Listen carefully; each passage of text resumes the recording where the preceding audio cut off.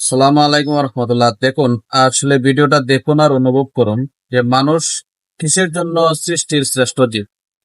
আল্লাহ তাআলা মানুষকে কেন সৃষ্টির শ্রেষ্ঠ হিসেবে উল্লেখ করেছেন।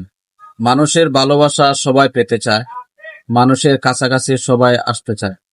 এই অবলা প্রাণী, এই পশুগুলো চায় মানুষের সংস্পর্শে আসতে, মানুষের ভালোবাসা পেতে। আল্লাহ তাআলা এর জন্য মানুষকে সৃষ্টির শ্রেষ্ঠ জীব হিসেবে তৈরি করেছেন, যে মানুষের কাছ থেকে যেন সকল পশু পাখি সহযোগিতা পায়, সকল মানুষ যেন ভালো ব্যবহার পায়, সকল মানুষ যেন পশু পাখি এবং কি আল্লাহর সৃষ্টির সকল কিছুর সাথে যেন ভালো ব্যবহার করে। কথায় আছে, আল্লাহকে পেতে হলে আল্লাহর সৃষ্টিকে ভালোবাসতে হবে। আল্লাহর সৃষ্টিকে যে ভালোবাসলো সে যেন আল্লাহকে ভালোবাসবে। তাই আমাদের সকলের উচিত আল্লাহর সৃষ্টিকে সবসময় ভালোবাসা। একটা কীট পতঙ্গ হোক কিংবা একটা বড় পশু প্রাণী যাই হোক, সকল কিছুই যেন মানুষের কাছ থেকে ভালো ব্যবহার পায়, মানুষের কাছ থেকে ভালো আচরণ পায়। এই বিষয়টা সকলেই খেয়াল রাখবেন।